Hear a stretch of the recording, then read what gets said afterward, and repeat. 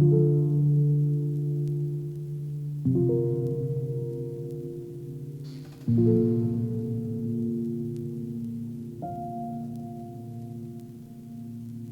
our culture, there has been a steady disintegration of small groups and small nations, and hence an undermining of the psychological foundations of the group, which expresses itself in mass-mindedness, in the atomization and conscious internalization of the individual.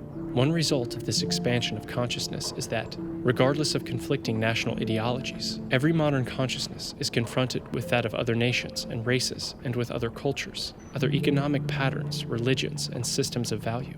In this way, the original group psychology and the cultural canon determining it, once taken for granted, become relativized and profoundly disturbed.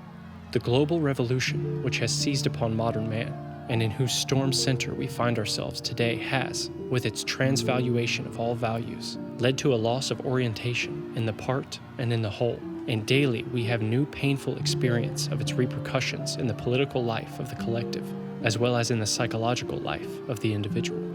The mass man, lurking in the unconscious of the modern, is psychically a fragment, a part personality, which, when integrated, brings with it a considerable expansion of the personality, but is bound to have disastrous consequences if it acts autonomously. This unconscious mass component is opposed to consciousness and the world of culture.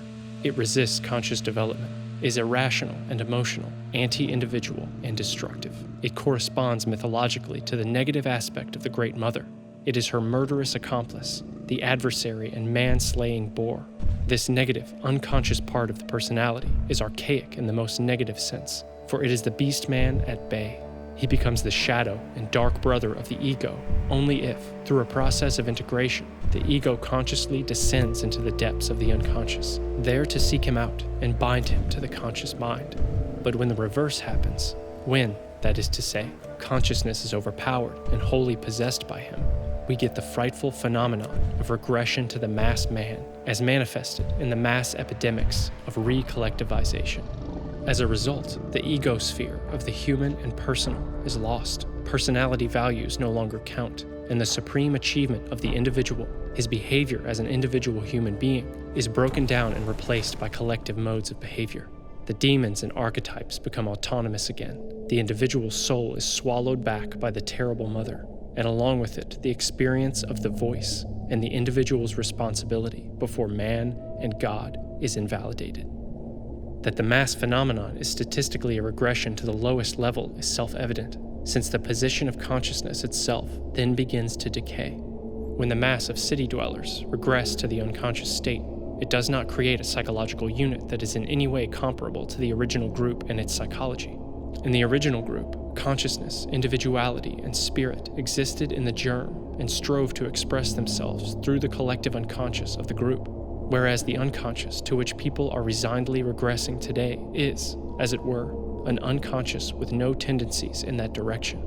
The autonomy of the unconscious reigns supreme in the mass psyche with the collusion of the mass shadow man who lurks in the unconscious personality. And for the time being, at least, there is no sign of the regulating intervention of centroversion or of the regulation of the group by the cultural canon.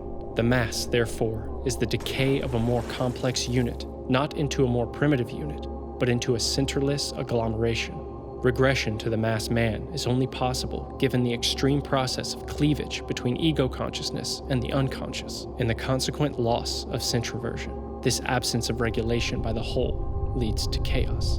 The modern worker and citizen, with his scientific education and proneness to reduce everything transpersonal, himself becomes a reduced individual when recollectivized by the mass.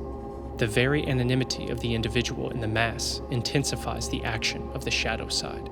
The growth of conscience, the formation of the superego by adaptation to the values of the collective, stops at the point where the collapse of the cultural canon deprives this collective tribunal of its transpersonal basis.